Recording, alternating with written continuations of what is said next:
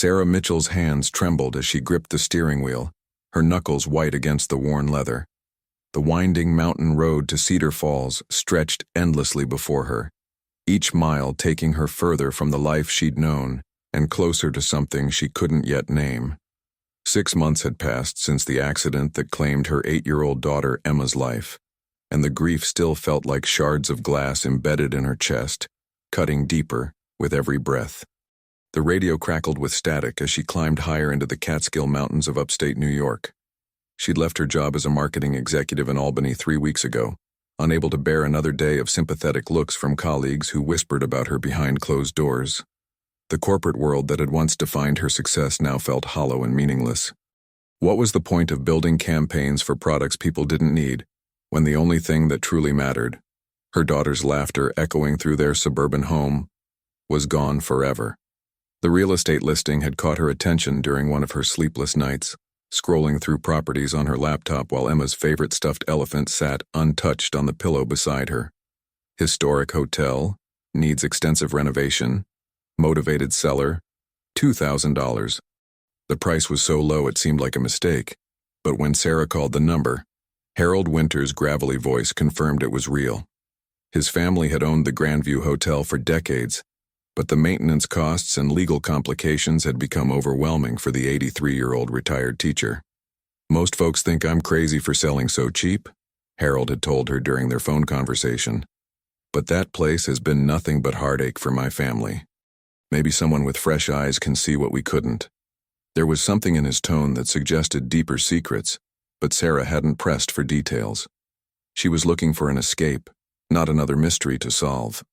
As her car rounded the final bend, the Grandview Hotel emerged from the forest like a sleeping giant. 6 stories of weathered brick and limestone rose against the darkening sky, its Art Deco facade still magnificent, despite decades of neglect. Broken windows stared down at her like hollow eyes, and ivy had claimed much of the eastern wall, but the bones of the building remained strong and proud. Sarah felt an unexpected surge of recognition, as if she'd been here before in dreams she couldn't quite remember. She parked in the cracked circular driveway and stepped out into the crisp October air. The silence was profound, broken only by the whisper of wind through bare branches and the distant call of a hawk circling overhead. For the first time in months, Sarah felt something other than crushing sadness. She felt possibility. Harold Winters was waiting for her in the lobby, a small man with kind eyes and hands that shook slightly as he offered her the keys. "Built in 1923 by Marcus Grandview," he explained, his voice echoing in the vast space. "Was the finest hotel in the region for 20 years. Wealthy folks from New York City would come up here to escape the summer heat, bring their families for weeks at a time." Sarah looked around the lobby with wonder. Despite the dust and decay, she could see the grandeur that had once defined this place. The marble floors were cracked but still beautiful, the brass fixtures tarnished but intact. A massive chandelier hung from the coffered ceiling, its crystals dim with age but still catching the afternoon light that streamed through tall windows. "What happened to it?" Sarah asked, running her fingers along the carved wooden reception desk. Harold's expression darkened. "Economy changed after the war. People started flying to Florida instead of driving to the mountains. Marcus Grandview disappeared in 1943, and the place never recovered. My grandfather bought it from the government in 1955. Thought he could bring it back to life. 3 generations of my family tried and failed."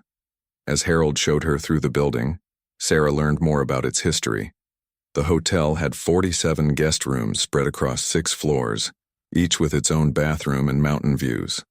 The ground floor featured a grand dining room, a ballroom, and several smaller parlors where guests had once gathered for cocktails and conversation. The basement housed the original kitchen, laundry facilities, and wine cellar, while the top floor contained what Harold referred to as the Penthouse. "That's been sealed since the 1940s, Harold explained when Sarah asked about it. "Government orders. My family never had the legal authority to open it, and frankly, we never wanted to. Some things are better left alone." After Harold left, Sarah stood alone in the lobby as shadows lengthened across the marble floor.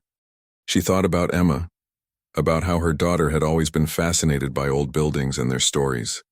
Emma would have loved this place, would have run through the halls imagining the guests who had once walked these same paths. The thought brought tears to Sarah's eyes, but for the first time, they weren't tears of pure anguish. They were tears of connection, of feeling close to her daughter's spirit in a way she hadn't since the funeral.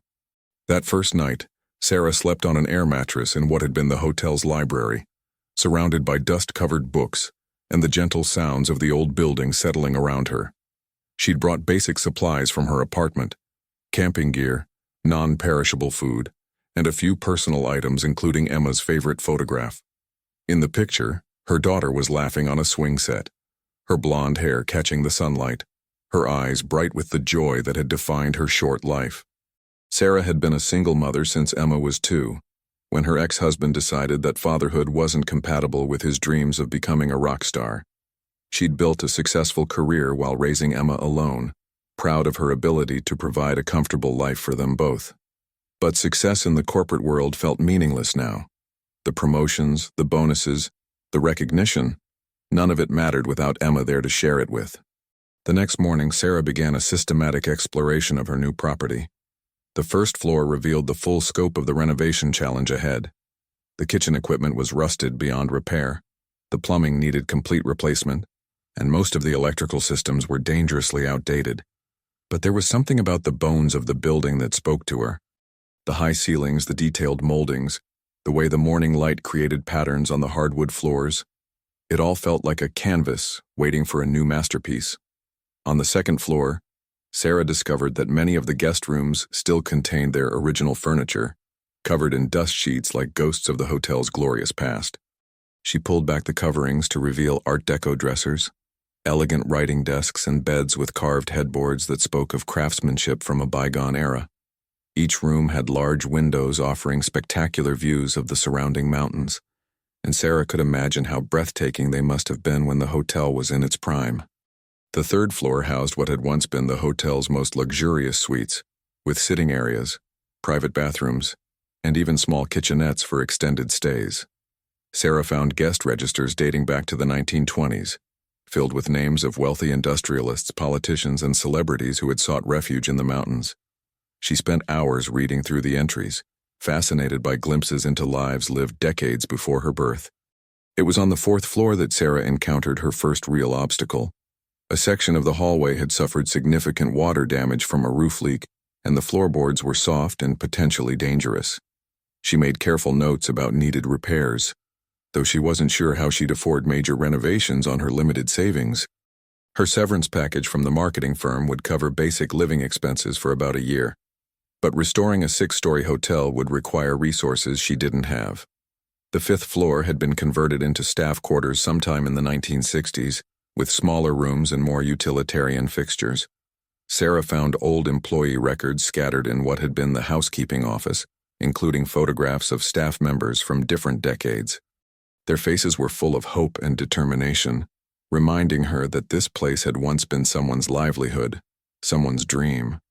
She wondered what had happened to all these people, whether they'd found happiness after the hotel closed. But it was the 6th floor that truly captured her attention. The penthouse level was different from the rest of the hotel, with higher ceilings and more elaborate architectural details. However, access was blocked by a heavy wooden door that appeared to have been sealed with multiple locks, and what looked like official government seals from the 1940s. The door itself was a work of art, carved with intricate patterns and fitted with brass hardware that had somehow maintained its luster despite decades of neglect. That evening, Sarah sat in the hotel's restaurant, eating a simple dinner by candlelight. The dining room was magnificent even in its current state, with floor-to-ceiling windows, crystal chandeliers, and murals depicting scenes from the Catskill Mountains. She could imagine the conversations that had taken place here, the business deals struck over fine wine, the romances that had blossomed under the soft glow of candlelight. As she ate, Sarah found herself thinking about her own life before Emma's death. She'd been so focused on climbing the corporate ladder, on providing financial security for her daughter, that she'd sometimes missed the simple moments that mattered most. Emma had often asked her to slow down, to play games or read stories instead of checking emails. Now, surrounded by the silence of the abandoned hotel, Sarah realized that her daughter had been trying to teach her something important, about what truly mattered in life. The next few days fell into a routine of exploration and planning. Sarah contacted contractors for estimates, researched historical preservation grants, and began sketching ideas for how to modernize the property while maintaining its vintage charm.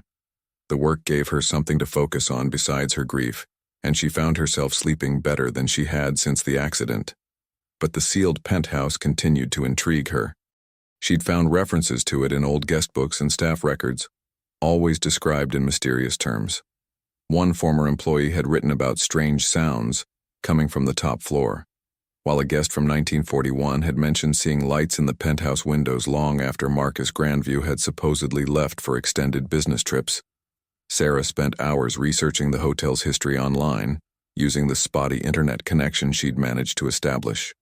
She learned that the Grandview had been a popular destination for wealthy industrialists and politicians during the Prohibition era. The penthouse had been the private residence of the hotel's original owner, Marcus Grandview, a mysterious figure who had made his fortune in steel and railroads before diversifying into other industries. According to newspaper archives, Grandview had been a visionary businessman who had invested in emerging technologies and industries decades before others recognized their potential.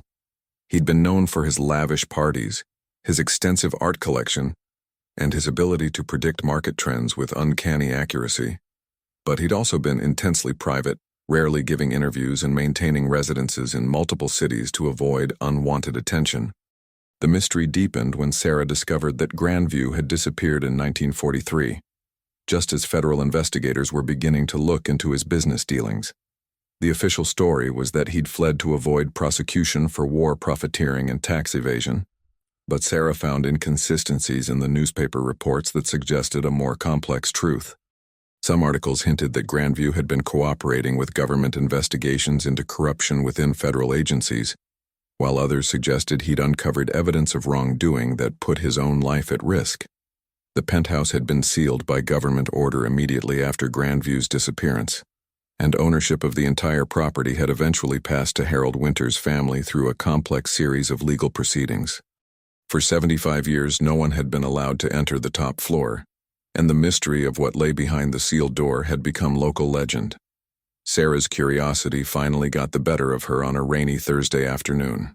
She'd been working on clearing debris from the 5th floor when she noticed that one of the government seals on the penthouse door had begun to peel away from the wood. The adhesive had deteriorated over the decades, and moisture from the recent storms had loosened it further. Standing before the imposing door, Sarah felt a mixture of excitement and apprehension. She knew that breaking the seals might have legal implications, but the property was hers now, and she reasoned that she had every right to explore her own building. Besides, after 75 years, whatever secrets the penthouse held were surely more historical curiosity than active government concern. The locks were old but well made, requiring considerable effort to break. Sarah used tools she'd found in the hotel's maintenance room, working carefully to avoid damaging the door itself. As she worked, she thought about Emma, about how her daughter had always encouraged her to be brave and curious. "Life's an adventure, Mommy," Emma used to say. "You have to explore to find the treasure." As the final lock gave way, Sarah felt a rush of cool air from within, carrying the scent of old wood and something else, something that reminded her of her grandmother's jewelry box, a mixture of cedar and expensive perfume.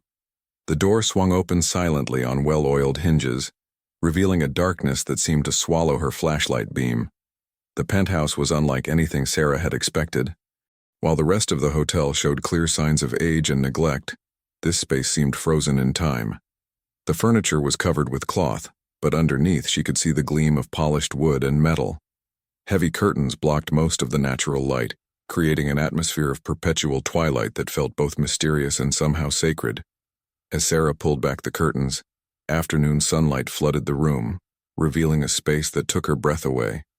The penthouse was decorated in the height of 1940s luxury, with Art Deco furniture, Persian rugs, and what appeared to be original artwork on the walls.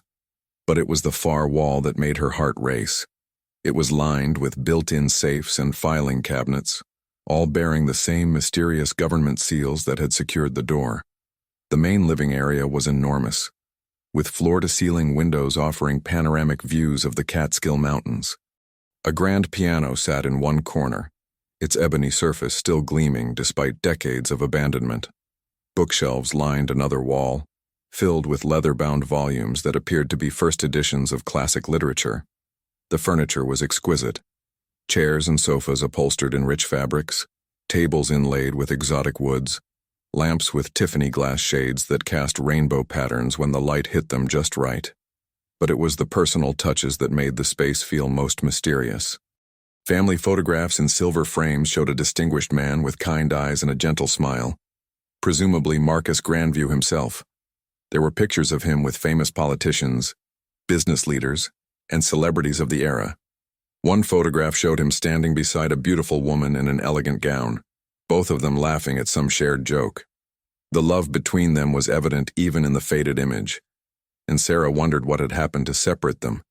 A desk in the corner was still set up as if Grandview had just stepped away for a moment. Papers were neatly organized in folders, a fountain pen lay beside an unfinished letter, and a crystal paperweight held down what appeared to be architectural drawings for hotel expansions that had never been built. The scene was so perfectly preserved that Sarah felt like an intruder in someone's private sanctuary. But it was the wall of safes that truly captured her attention. There were 12 of them, each about the size of a large filing cabinet arranged in 2 rows along the eastern wall. Each safe bore a brass nameplate with dates ranging from 1935 to 1943, and Sarah realized these weren't just storage units. They were a carefully organized archive of Marcus Grandview's most important possessions. The government seals on several of the safes had deteriorated just enough for Sarah to carefully peel them away without causing damage. Her hands shook as she examined the intricate locking mechanisms, wondering what secrets had been hidden away for 3/4 of a century. The first safe she attempted to open was labeled 1943 Personal Documents, and after several minutes of careful work with tools from the maintenance room, she heard the satisfying click of tumblers falling into place. Inside, Sarah discovered stacks of documents in protective folders, each one carefully labeled and organized. As she lifted them out with trembling hands, she realized she was looking at stock certificates, property deeds, and business contracts dating back to the early 1900s. But these weren't just any companies. They were shares in businesses that had become some of America's largest corporations. Railroad companies that had evolved into modern transportation giants, steel manufacturers that had grown into multinational conglomerates, early technology firms that had become household names. Marcus Grandview had invested in them all when they were still small, risky ventures. The certificates were beautifully designed with intricate engravings and official seals that spoke to their authenticity and value. "This can't be real," Sarah whispered to herself. But as she examined certificate after certificate, she realized that it was all genuine. Each document appeared authentic, with official seals, signatures, and the kind of aging that couldn't be faked. She was looking at ownership stakes in companies worth billions of dollars in today's market, investments that had been compounding for over 70 years.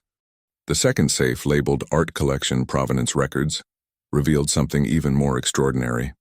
Inside were carefully wrapped paintings and sculptures that Sarah recognized from her art history classes in college. There was a small Picasso sketch, a Monet watercolor study, several pieces by American artists who had become legendary after their deaths, and sculptures by masters whose work now commanded millions at auction. Each piece was accompanied by detailed provenance documentation, proving their authenticity and legal ownership. Purchase receipts, authentication certificates, and correspondence with galleries and artists themselves created an unbroken chain of ownership that would satisfy even the most skeptical art expert. Sarah realized she was looking at a collection that museums would kill for, pieces that had been considered lost to history. But it was the third safe that truly changed everything. Labeled Personal Records Private, it contained a leather portfolio that appeared to be Marcus Grandview's personal journals and correspondence. As Sarah carefully opened the portfolio and began reading through his meticulously kept records, a fascinating story emerged that challenged everything she thought she knew about the mysterious hotel owner. Grandview's journals revealed that he hadn't been the criminal that government investigators had suspected. Instead, he had been a visionary investor who had recognized the potential of emerging industries decades before others caught on. His success hadn't come from illegal activities, but from an almost supernatural ability to predict technological and social changes that would reshape American society. The journals showed careful analysis of market trends, technological developments, and social changes that had proven remarkably accurate over the following decades. Grandview had invested in aviation when most people thought flying was a dangerous novelty. He'd bought stock in radio companies when the medium was still experimental. He'd even invested in early computer research when the technology existed only in university laboratories. But more importantly, the journals revealed why Grandview had disappeared in 1943. According to his own words, he hadn't fled to avoid prosecution. He had uncovered evidence of massive corruption within the very government agencies investigating him. Federal officials had been taking bribes from defense contractors, manipulating wartime production contracts for personal gain, and using their positions to eliminate business competitors. Grandview had gathered evidence of these crimes, intending to present it to higher authorities, but he'd realized that the corruption reached too high into the government hierarchy for him to be safe. Fearing for his life, he had sealed his most valuable possessions in the Penthouse and fled to South America, where he had lived under an assumed name until his death in 1967. The evidence he'd gathered was still there, in the fourth safe labeled Government Corruption, Evidence Files. Sarah found photographs, recorded conversations, financial records, and sworn statements from witnesses that painted a picture of systematic corruption during World War II. The material was historically significant, offering insights into a dark chapter of American history that had been covered up for decades. As Sarah continued exploring the safes, she discovered that Grandview's collection was even more extensive than she'd initially realized. There were rare books, including first editions of works by Mark Twain, Edgar Allan Poe, and other American literary masters. There were historical artifacts, including documents signed by presidents and other political figures. There were even scientific instruments and prototypes of inventions that had later become commonplace. But perhaps the most touching discovery was in the final safe, labeled Personal Correspondence, Unsent. Inside, Sarah found a series of letters that Grandview had written but never sent, addressed to family members and friends he had been forced to leave behind when he fled the country. In these letters, he expressed his hope that someday his collection would be discovered by someone who would appreciate its true value and ensure that it found its way to people who could benefit from it. One letter, addressed to his beloved wife Catherine, brought tears to Sarah's eyes. In it, Grandview wrote about his regret at having to leave her, his hope that she would understand why he couldn't return, and his dream that their love would somehow transcend the separation forced upon them by circumstances beyond their control. He wrote about the art collection they had built together, the books they had read to each other, and the dreams they had shared for a future that would never come to pass. Sarah spent hours reading through Grandview's writings, fascinated by his insights into business, art, and human nature. He had been a man ahead of his time, someone who understood that true wealth wasn't just about money, but about preserving beauty, knowledge, and culture for future generations. His careful documentation of every piece in his collection showed that he had always intended for it to be shared, not hoarded. As the sun began to set, casting long shadows across the penthouse, Sarah realized that she had discovered something that could change her life forever. Conservative estimates of the collection's value, based on her rough calculations, were approaching $90 million. But more than the monetary worth, she had found a piece of history that had been lost for 3/4 of a century. That evening, Sarah sat in the penthouse's elegant sitting area, surrounded by Marcus Grandview's possessions and trying to process the magnitude of her discovery. She thought about Emma, about how her daughter had always believed that everything happened for a reason. Sometimes sad things happen so that happy things can happen later, Emma had told her once, with the wisdom that children sometimes possess. Maybe Emma had been right. Maybe Sarah's grief had led her to exactly where she needed to be. The next morning brought a new set of challenges and decisions. Sarah knew she needed professional help to properly authenticate and value the collection, but she also understood the legal complexities involved. The government seals suggested that federal agencies might still have some claim to the contents, despite the passage of time, and her legitimate ownership of the property.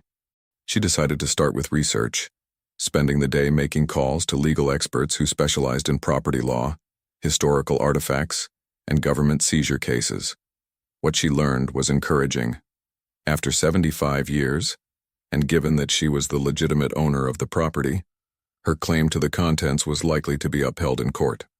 The original seizure had been related to a criminal investigation that had never resulted in charges, and the statute of limitations had long since expired. Sarah also contacted Dr. Elizabeth Chen, an art historian at Columbia University, who had written extensively about lost collections from the early 20th century. Dr. Chen was intrigued by Sarah's description and agreed to drive up to Cedar Falls the following weekend to examine the collection in person. She warned Sarah to document everything carefully and to avoid moving or handling the pieces more than necessary until they could be properly evaluated. While waiting for professional verification, Sarah continued exploring the Penthouse and discovered that Grandview had been more than just a businessman and art collector. Hidden behind a false wall in what appeared to be a study, she found a climate-controlled room containing rare books, scientific instruments, and historical documents that revealed the full scope of his interests and accomplishments. The rare book collection was extraordinary, including first editions of works by Shakespeare, Dickens, and other literary masters, as well as scientific treatises by Newton, Darwin, and Einstein.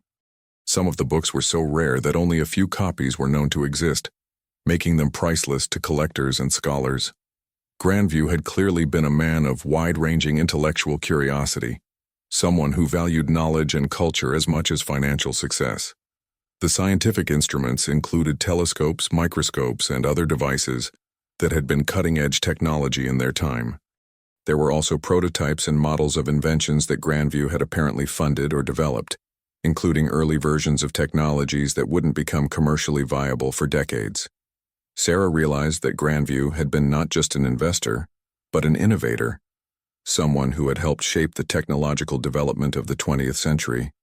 But perhaps the most significant discovery was a series of documents that revealed Grandview's philanthropic activities. Throughout his career, he had quietly funded scholarships, supported artists and writers, and contributed to scientific research. He had established trust funds for the children of employees who had died in industrial accidents, supported hospitals and schools in poor communities, and even funded underground networks that helped people escape persecution in Europe during the 1930s and early 1940s. These documents painted a picture of a man who had used his wealth and influence to make the world a better place, often at considerable personal risk. His disappearance in 1943 hadn't just been about avoiding prosecution. It had been about protecting the people and causes he had supported from retaliation by corrupt government officials who saw his activities as a threat to their own power. Dr. Chen's visit the following weekend confirmed Sarah's hopes and exceeded her wildest expectations. The art historian was visibly excited as she examined piece after piece, taking careful photographs and notes. "This is extraordinary," she told Sarah. "Several of these works have been considered lost for decades. The art world will be absolutely fascinated by this discovery." The authentication process revealed that the collection was even more valuable than Sarah had initially calculated. Many of the paintings had appreciated dramatically in value over the decades, and several pieces were unique works by masters who had produced very few surviving pieces. The Picasso sketch alone was worth several $1,000,000, while the Monet watercolor was valued at nearly $10 million. But it was the stock certificates that proved to be the most valuable part of the collection. A financial advisor that Dr. Chen recommended explained that many of the companies had split their stocks multiple times over the decades, meaning that Grandview's original investments had multiplied exponentially. Conservative estimates put the total value of the financial instruments at over $60 million, with some individual holdings worth more than the entire art collection. The legal process of claiming ownership and establishing clear title to the collection took several months, during which Sarah continued living in the hotel and planning its restoration. She hired a team of lawyers who specialized in complex property cases, and they worked diligently to ensure that her ownership was legally unassailable. The process was expensive, but Sarah knew that the potential value of the collection more than justified the legal fees. During this time, Sarah also began to grapple with the emotional and ethical implications of her discovery. She had gone from being a grieving single mother with limited financial resources to being the owner of one of the most significant private collections in American history. The responsibility was overwhelming, and she found herself thinking constantly about what Marcus Grandview would have wanted her to do with his life's work. The answer came to her gradually, as she spent more time reading through Grandview's journals and correspondence. He had always intended for his collection to benefit others, to preserve culture and knowledge for future generations. His philanthropic activities had shown that he believed wealth was a tool for making the world better, not just for accumulating personal luxury. Sarah made a decision that surprised even herself. Rather than simply selling the collection for personal profit, she decided to establish a foundation in Emma's memory. The Emma Mitchell Foundation for Arts Education would use the proceeds from the collection to support arts programs for children, ensuring that Emma's love of creativity and learning would live on through other young people.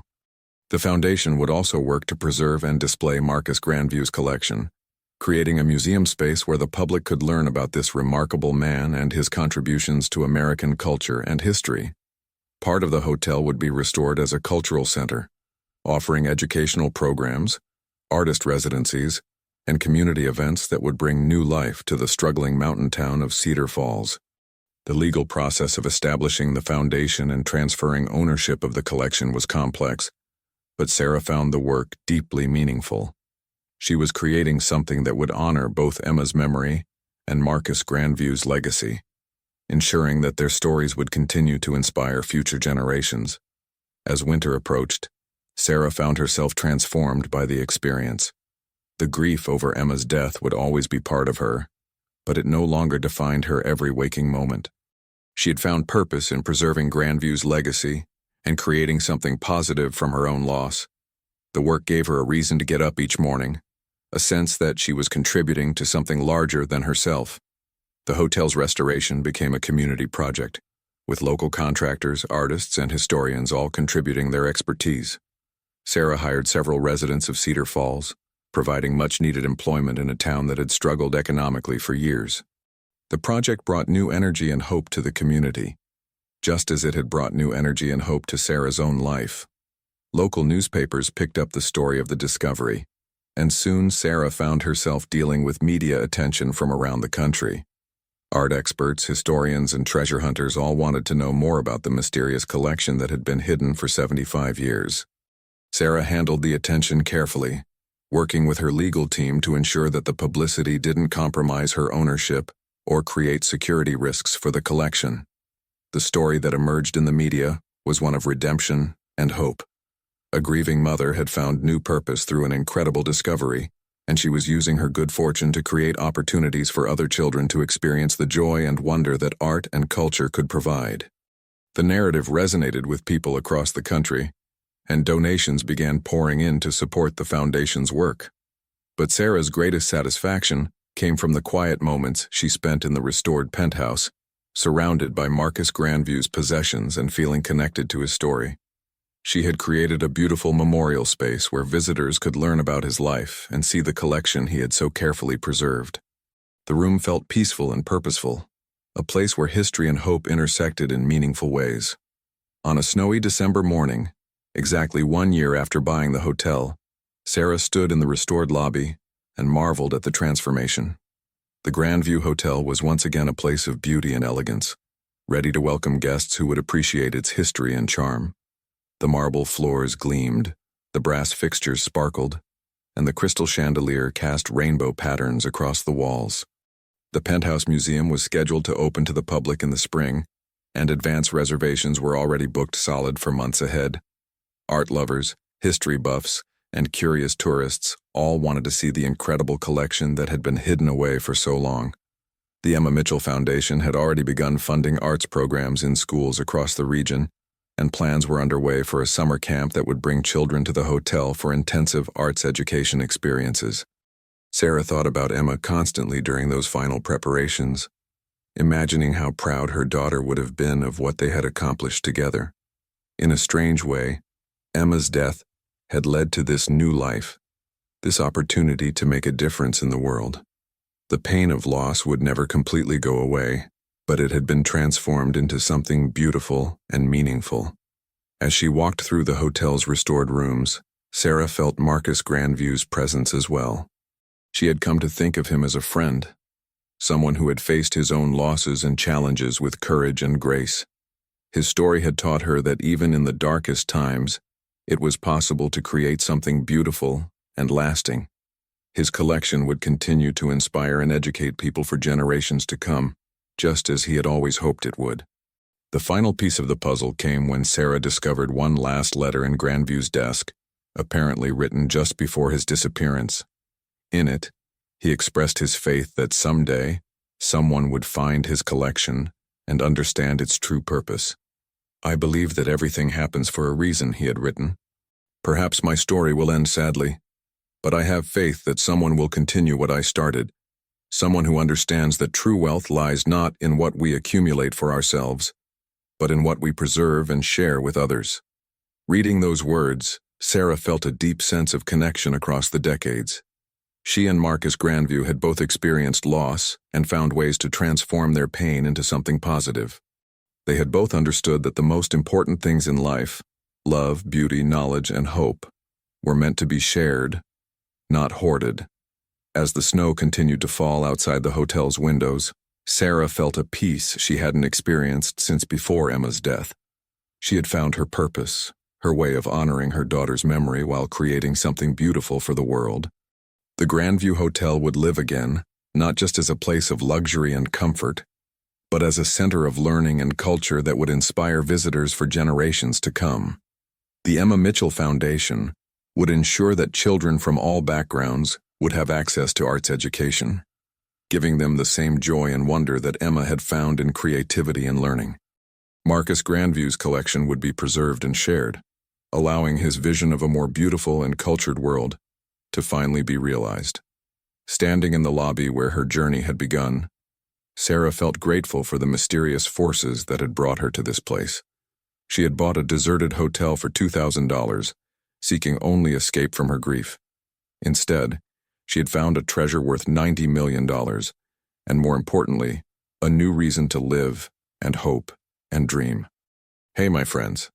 Help me by subscribing to the channel so we can reach 1,000 subscribers even if you're watching from your TV or computer.